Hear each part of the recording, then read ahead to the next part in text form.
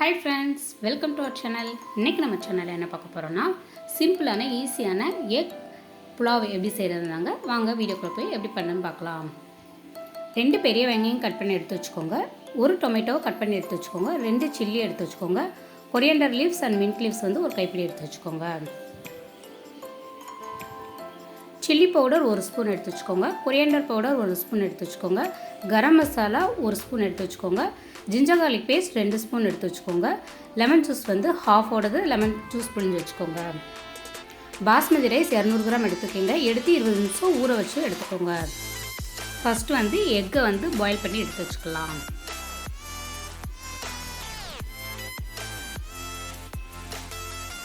Next stove on பண்ணி ஒரு பாத்திரத்தில் தண்ணி வச்சுக்கோங்க. அதில் கொஞ்சமாக ஆலிவ் ஆயில், கல்லுப்பு, ஒரு 3 ட்ராப்ஸ் லெமன் ஜூஸ் பிழிஞ்சு விட்டுக்கோங்க. நெக்ஸ்ட்டு ஒரு பிரிஞ்சி இலை, 2 கிராம்பு, 1 ஏலக்காய், 1 அன்னாச்சி பூ சேர்த்துக்கோங்க.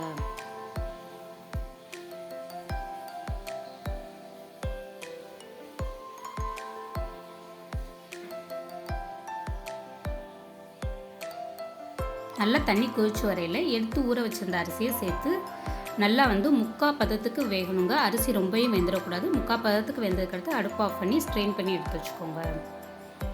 நெக்ஸ்ட்டு பாத்திரத்தில் எண்ணெய் கூடவே 1 ஸ்பூன் அளவுக்கு கீ சேர்த்து நல்லா சூடாகிற வரை வெயிட் பண்ணுங்கள். நல்லா சூடானதுக்கடுத்து 1 ஸ்பூன் சோம்பு, 1 கிராம்பு, 1 ஏலக்காய், 1 அன்னாச்சி பூ, கொஞ்சமாக பட்டை, கூடவே கொஞ்சமாக கல்பாசி சேர்த்துக்கோங்க. சேர்த்து நல்லா பொரிய விட்டுக்கோங்க. நெக்ஸ்ட்டு எடுத்து வச்சுருந்த பச்சை மிளகா அண்ட் ஆனியன் சேர்த்து நல்லா வந்து கோல்டன் ப்ரௌன் ஆகிற வரை வதக்கி விடுங்க. இந்த ஸ்டேஜில் எடுத்து வச்சுருந்த ஜிஞ்சர் கார்லிக் பேஸ்ட் சேர்த்து அதோட ரா ஸ்மெல் போகிற வரையும் நல்லா வதக்கி விட்டுக்கோங்க. நெக்ஸ்ட்டு எடுத்து வச்சுருந்த தக்காளி சேர்த்து நல்லா மசிகிற வரை வேக வச்சுக்கோங்க. இந்த ஸ்டேஜில் எடுத்து வச்சுருந்த ஸ்பைஸ் பவுடர் எல்லாத்தையும் ஆட் பண்ணிக்கோங்க.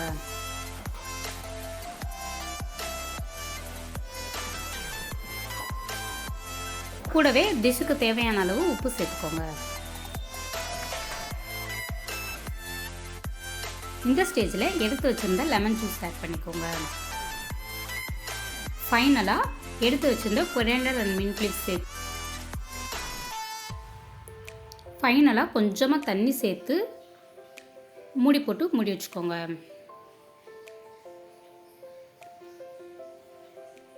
அந்த மசாலாவோட ரா ஸ்மெல் வந்து நல்லா போகணுங்க. அது வரையும் லேசாக மூடி போட்டு குக் பண்ணி எடுத்துக்கோங்க.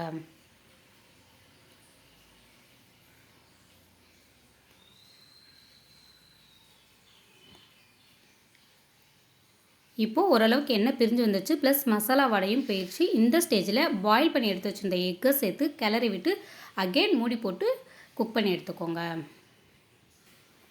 இப்போது எக்கில் நல்லா மசாலா ஒட்டிடுச்சுங்க. இந்த ஸ்டேஜில் எக்கை வந்து தனியாக ட்ரான்ஸ்ஃபர் பண்ணி எடுத்து வச்சுக்கோங்க.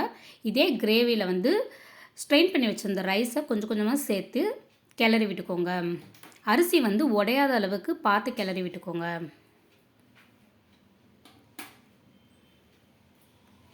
இப்போது ரைஸோட மசாலாவை நல்லா பரட்டி விட்டாச்சு. இந்த ஸ்டேஜில் எடுத்து வச்சுருந்த எக்கை வந்து 1 by 1 சேர்த்துக்கோங்க. ஃபைனலாக 1 ஸ்பூன் அளவுக்கு கீ சேர்த்து நல்லா ஈவனாக ஸ்ப்ரெட் பண்ணி விட்டு மூடி போட்டு அடுப்பு ஆஃப் பண்ணிடுங்க. அவ்வளோதாங்க, நமக்கு சூப்பரான எம்மியான எக் புலாவ் வந்து ரெடி ஆயிடுச்சு. கூடவே மைனஸ் ரைத்தா வச்சுருக்கேங்க. இதே மாதிரி உங்கள் வீட்டு கிட்ஸ்க்கு செஞ்சு தந்து எப்படி இருந்துச்சுன்னு எனக்கு மறக்காமல் கமெண்ட் பண்ணுங்கள். நீங்கள் என் சேனலை ஃபஸ்ட் டைம் பார்க்குறா இருந்தால் லைக் பண்ணுங்கள், ஷேர் பண்ணுங்கள், கமெண்ட் பண்ணுங்கள். மறக்காமல் பெல் பட்டனை கிளிக் பண்ணி ஆளுங்கிற ஆப்ஷனை கொடுங்க. தேங்க்யூ ஃபார் வாட்சிங்.